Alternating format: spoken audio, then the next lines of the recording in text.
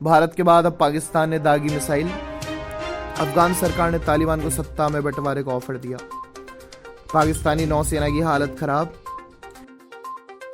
Iran के नए राष्ट्रपति ने जारी की कैबिनेट मंत्रियों की सूची।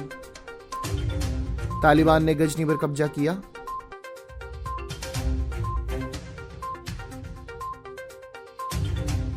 यूरोप में टूटा गर्मी का रिकॉर्ड। इजराइल पर चीन का साइबर अटैक। जर्मनी ने अफगान नागरिकों के निर्वासन को निलंबित किया। भारत को लद्दाख में उलझाकर खुद को हिंद महासागर में मजबूत कर रहा है चीन। 3 महीने के टॉप पर पाकिस्तान में कोरोना से मौतें। और अब जानते हैं खबरें विस्तार से।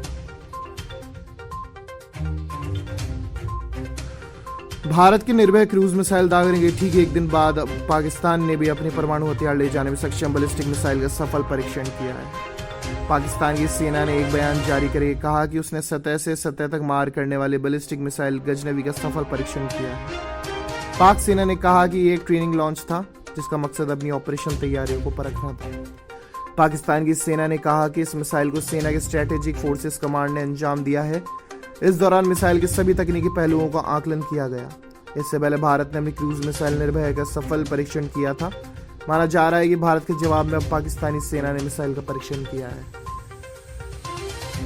गृह युद्ध की आंच में झुलसते अफगानिस्तान को हिंसा से बचाने के लिए अफगान सरकार ने तालिबान को सत्ता में बंटवारे का ऑफर दिया है। हालांकि इसके बदले में अफगानिस्तानी सरकार ने एक कड़ी शर्त भी रखी है। अशरफ गनी सरकार ने अपने नए शांति प्रस्ताव में तालिबान से कहा कि उसे सत्ता में भागीदारी तब दी जाएगी जब वह देश के शहरों में हमले करना बंद कर देगा। अफगान सरकार ने प्रस्ताव ऐसे समय पर दिया जब तालिबान ने देश की 10वीं प्रांतीय राजधानी गजनी शहर पर कब्जा कर लिया है। अफगानिस्तान के एक टीवी न्यूज ने सूत्रों के हवाले अफगानिस्तान के नए शांति प्रस्ताव के बारे में जानकारी दी है। हालांकि अभी इसकी उम्मीद कम ही है। तालिबान अफगान सरकार के नए शांति प्रस्ताव को स्वीकार करेगा, वो भी तब जब उसे लड़ा के एक के बाद एक शहर पर कब्जा करते जा रहे हैं। भारत के साथ टक्कर लेने में आपने देखा कि पाकिस्तानी नौसेना की हालत खराब है। तकनीकी दिक्कतों और मिडलाइफ रिपीट की वजह से अब उसकी केवल 2 सबमरीन ही सक्रिय ड्यूटी पर तैनात है। पाकिस्तान की 5 में से 3 अगोस्ता क्लास की सबमरीन को या तो अपग्रेड किया जा रहा है या फिर उसमें तकनीकी दिक्कतें हैं। इस वजह से ये सबमरीन अभी समुद्र में नहीं उतर सकती है। अगले साल के मध्य तक पाकिस्तान को केवल 2 पनडुब्बियों से ही काम चलाना पड़ेगा। हमारे सहयोगी चैनल टाइम्स नाउ की रिपोर्ट के मुताबिक पाकिस्तान के केवल 2 सबमरीन अगोस्ता 90B और एक अगोस्ता 70 ही अगले साल मध्य तक सक्रिय रहेंगे। बताया जा रहा है कि पाकिस्तान के अगोस्ता की 70 क्लास की सबमरीन PNS हनुमंत को इंजन में दिक्कत और इसके इलेक्ट्रॉनिक वारफेयर के सपोर्ट सिस्टम में भी समस्या है। इसकी वजह से ये पनडुब्बी अब काम करने की स्थिति में नहीं है। ईरान के नए राष्ट्रपति इब्राहिम रईसी ने बुधवार को अपने कैबिनेट मंत्रियों की सूची जारी की जिसमें कट्टरपंथियों को बहुलता है। इससे पता चलता है कि अगले 4 साल में तेहरान की नीतियां किस तरह की रहने वाली हैं। सरकारी टेलीविजन की खबर के अनुसार रूढ़िवादी धार्मिक नेता एवं पूर्व न्यायपालिका प्रमुख राइसी की करियर की राजनयिक रहे कट्टरपंथी हुसैन अमीर अब्दुल्लाहियां को विदेश मंत्री का महत्वपूर्ण पद प्रदान किया। अफगानिस्तान के 2 अधिकारियों और तालिबान संगठन की ओर से कहा गया कि उग्रवादियों ने बृहस्पतिवार को प्रांतीय राजधानी गजनी पर कब्जा कर लिया। बीते एक हफ्ते में विद्रोही 10 प्रांतीय राजधानियों पर कब्जा कर चुके हैं। अधिकारियों ने बताया कि शहर के बाहरी क्षेत्र में लड़ाई अब भी चल रही है। तालिबान वहां अपने झंडे फहरा रहा है और कई घंटों तक चले भारी संघर्ष के बाद अब शहर में शांति है। यूरोप में लू और गर्मी ने कहर मचा रखा है। यूरोपीय इतिहास में सबसे अधिक तापमान इटली के सिसिली में दर्ज किया गया। बुधवार को मौसम विभाग ने सिसिली में सिरेक्यूज का तापमान 48.8 डिग्री रिकॉर्ड किया गया, जो कि अब तक का सबसे ज्यादा तापमान है। बता दें कि यहाँ लोग गर्मी से परेशान हैं और राहत पाने के लिए तटों पर वातानुकूलित जगहों पर सहारा ले रहे हैं। अगर विश्व का मौसम विज्ञान संगठन इसे मान लेता है तो ये 1977 के एथेंस में 48 डिग्री सेल्सियस के पिछले यूरोपीय रिकॉर्ड को तोड़ देगा।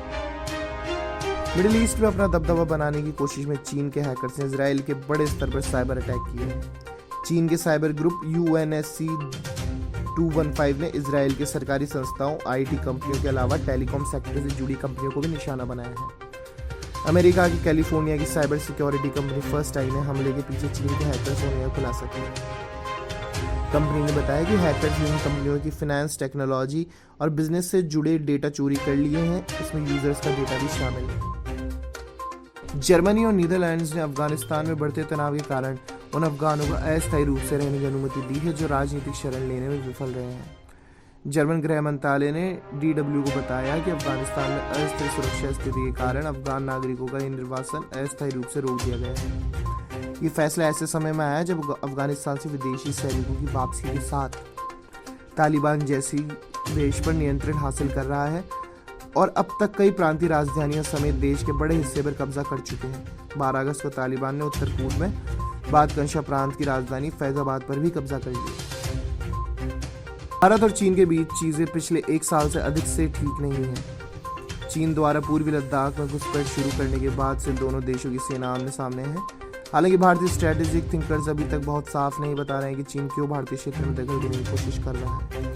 हालांकि कुछ लोगों का मानना है कि हिंद महासागर में भारत की समुद्री प्रभाव बढ़ाने से रोकने के लिए चीन भारत को लद्दाख में उलझाए हुए है। कोरोना महामारी का कहर पड़ोसी मुल्क पाकिस्तान में भी जारी है। 3 महीने के बाद अचानक पाकिस्तान में मौतों का आंकड़ा 100 के पार चला गया है। पाकिस्तान अभी कोरोना की चौथी लहर झेल रहा है। यहाँ इस वायरस की वजह से बढ़ रही मौतों ने सरकार और प्रशासन के माथे पर चिंता की लकीरें खींच दी है।